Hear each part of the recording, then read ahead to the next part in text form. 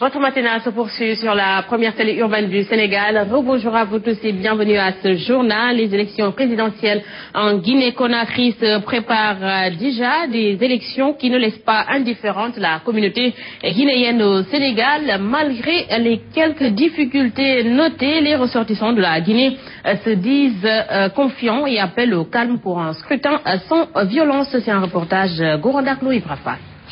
C'est ce 11 octobre que va se tenir le scrutin présidentiel en Guinée-Conakry, une élection qui ne laisse pas indifférente la communauté guinéenne à Dakar.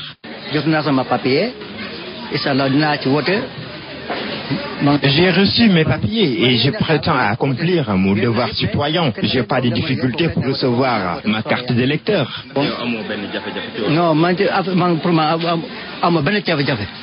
Trouvé dans son lieu de travail, ce natif de Conakry soutient avoir peiné avant de pouvoir retirer sa carte d'électeur.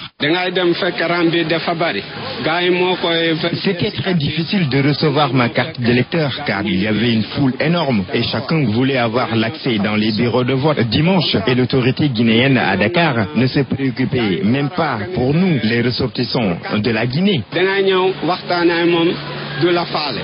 Malgré ces quelques difficultés notées et la violence lors de cette campagne en Guinée, les ressortissants guinéens se disent confiants et appellent au calme. J'appelle tous les ressortissants guinéens à récupérer leur carte d'électeur. Il faut que tous les citoyens guinéens aillent remplir leur devoir. 8 candidats à l'élection présidentielle guinéenne, dont l'opposant principal Cellou Dalein Diallo et le président sortant Alpha Condé. La communauté guinéenne au Sénégal se donne rendez-vous ce dimanche pour élire son président de la République. Merci à Gorandak. À présent, un cap sur Diourbel bien sûr, où un immeuble de 6 étages s'est effondré hier. Heureusement, aucune perte en vie humaine, mais des dégâts matériels ont été enregistrés. Les populations de cette localité qui se sentent en danger crient au secours. Abdoulaye Diagne, Ousmane Diouf, reportage. Diourbel, au quartier Thierno Kandji, un pan d'un immeuble de 6 étages a cédé aux grandes dames des populations. Il y a eu plus de peur que de mal.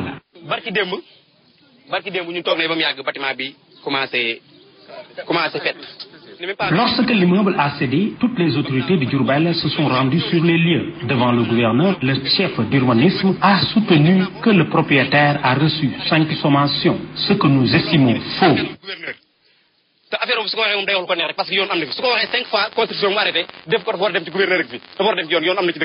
Sur ce, il estime qu'il y a anguille sous roche. Personne n'ose modifier une chambre sans autorisation. Lui, il se permet de construire un immeuble de 6 étages sans autorisation.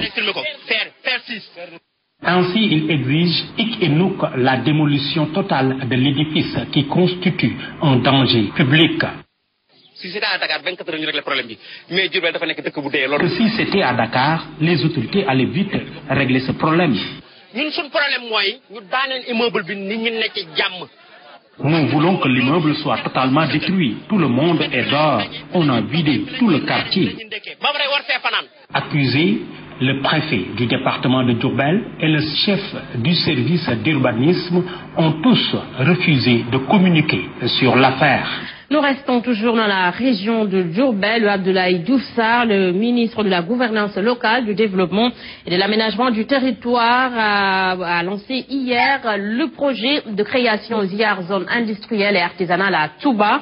Un projet qui ambitionne d'exploiter la filière peau et cuir. Il est ici avec Abdoulaye Diagne. Le traitement donc des produits de cuir est une problématique extrêmement importante. Il est donc essentiel pour nous de mettre en place un projet de valorisation de cette matière première. Faire en sorte qu'une chaîne de valeur soit installée à Touba pour permettre véritablement de bâtir autour de ce produit une véritable économie locale. Nous avons lancé ce projet, l'étude de faisabilité va démarrer et je crois quand même que de manière intégrée, parce que nous avons suivi avec beaucoup d'intérêt l'engouement des acteurs, je crois que très bientôt on aura effectivement au niveau de Touba une véritable économie locale autour de ce produit peau de cuir. Le plus important dans un projet de cette nature, c'est de faire en sorte que tous les acteurs soient intégrés, mais aussi d'analyser l'ensemble des potentialités, les risques et les menaces du projet pour bâtir effectivement donc cette économie locale autour de ce produit posé cuir dans les meilleures conditions. Et nous parlons éducation avec le ministre de l'Enseignement supérieur et de la Recherche qui était hier en tournée à l'université Cheikh Anta Diop de Dakar. Mary Teuw Niane veut à travers ce déplacement apprécier l'état d'avancement des chantiers.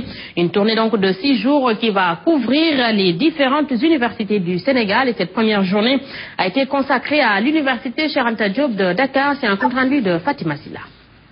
La volonté politique d'investir dans l'enseignement supérieur et de la recherche au Sénégal du Conseil présidentiel du 14 août 2013 est en train de se matérialiser. L'extension des universités existantes par la construction de nouvelles infrastructures pédagogiques et sociales est aujourd'hui en chantier. Cette visite est une visite de suivi. Le président de la République, le 14 août 2013, a pris 11 décisions. 11 décisions qui font suite à la concertation nationale sur l'avenir de l'enseignement supérieur. Un volet important de ces décisions, ce sont les infrastructures et les équipements. Ainsi, un tour dans les facultés a permis de constater que l'université Cheikh Anta Diop est en chantier. La réhabilitation de certains amphithéâtres est très avancée et les 140 logements pour les enseignants est fin prêt. Ici, à l'université Cheikh Anta Diop de Dakar, l'aspect le plus important, c'est la réhabilitation des principaux amphithéâtres. Cette cité que le président de la République a inaugurée le 31 juillet dernier, et immédiatement après cette visite, nous avons réuni la commission de distribution des logements qui sont au nombre de 140. Cette tournée du ministre de l'Enseignement supérieur l'amènera dans les différentes universités du Sénégal pour voir l'état d'avancement des travaux. Fatima Silla, merci à vous et nous parlons sport avec le patron du football africain qui a été désigné président par intérim de la FIFA après la suspension de 90 jours de Joseph Blatter. C'est un commentaire de Ndeye Chamtal. FIFA, Issa Hayatou assure l'intérim car il est le plus ancien vice-président du comité exécutif en poste. Après cette décision de la commission d'éthique de l'instance faîtière du football mondial, Issa Hayatou a annoncé qu'il va occuper cette fonction uniquement à titre intérimaire. Le congrès extraordinaire choisira le 26 février 2016 un nouveau président et je ne serai moi-même pas candidat à cette élection, précise le patron du football africain. Le président de l'UEFA, Michel Platini et Jérôme Val n'échappent pas aux sanctions du comité d'éthique de la FIFA. Si ces derniers ont été suspendus pour une durée de 90 jours, le Sud-Coréen Chung Mon-jung, lui, a écopé de 6 ans de suspension. Âgé de 69 ans, Issa Hayatou dirige depuis 1998 la CIA. Il est donc membre du comité exécutif de la FIFA depuis 1990. Il est aussi président de la commission des finances de cette instance et aujourd'hui patron donc du football africain par intérim. Nous parlons toujours sport avec le match amical Algérie-Sénégal, un match revanche pour les Lions du Sénégal qui ont été battus par les Fennecs lors de la dernière Coupe d'Afrique des Nations. Les protégés d'Aliou Cissé ont l'opportunité ce mardi 13 octobre de laver l'affront subi à Montgaumont, selon l'ancien international sénégalais Lamine Boub qui s'est prononcé sur le retour en sélection de Momo Diamé. Il est ici avec Aïcha Kamara. Nouvelle génération qui est en train de venir. Aliou devra pouvoir choisir les joueurs qu'il faut, parce que quand on est une équipe comme l'Algérie, il faut trouver impérativement les joueurs qui savent décoder ces joueurs algériens et ne pas prendre n'importe quel joueur. C'est pas parce qu'on joue à Newcastle ou qu'on joue à West Ham qu'on est bon footballeur. Certains ne l'auraient pas fait venir, mais Aliou a peut-être trouvé qui devrait le faire venir. Lui, il sait pourquoi il l'a fait venir, mais sur le plan des Sénégalais qui sont là, il y a assez de joueurs capables de vraiment prendre cette place. Et ça, on l'a vu. C'est un joueur qui était là, qui avait prouvé. Maintenant, il est en Afrique du Sud. Il joue, comment je dirais, encore dans l'équipe des Orlando Pirates. Ça veut dire que les joueurs qui sont là, sénégalais aussi, méritent d'être appelés en équipe nationale. Première édition tournoi And Soukhali Santiala. La finale donc a été remportée par l'AS Ndefane face à l'AS Ndargundao grâce donc à une série de tirs au but étant réglementaire 0 but partout. Occasion donc pour le parrain de réitérer la demande forte des Rufisquois qui exige la poursuite sans délai des travaux du stade Ngalandou Diouf de Rufisque. Babacar dit Mbaye Diop Seck, parrain de cet événement ici avec Chamé Tidiane Seye. C'est une très grande fierté. Je suis très réjoui et je remercie encore une fois les organisateurs, en particulier Gaussou, pour avoir pensé à ma modeste personne pour parrainer ce grand tournoi. Donc nous, en tout cas, nous en sommes très fiers et nous continuerons en tout cas à appuyer les jeunes. La question du stade quand même, c'est un problème qu'il faut régler. Moi je pense que Rufisque ne mérite pas de ne pas avoir un stade. J'appelle les autorités étatiques comme municipales à mettre les moyens qu'il faut pour que Rufisque puisse se doter de stade de son rang. Parce que quand même, Rufisque c'est une des grandes villes.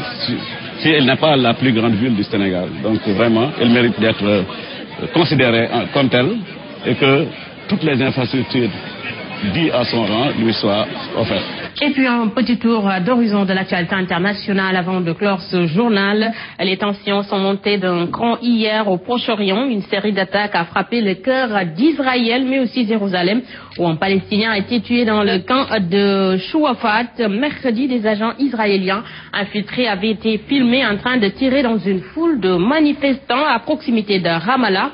De quoi inquiéter les protestataires, même si pour l'instant leur détermination n'est pas émoussée.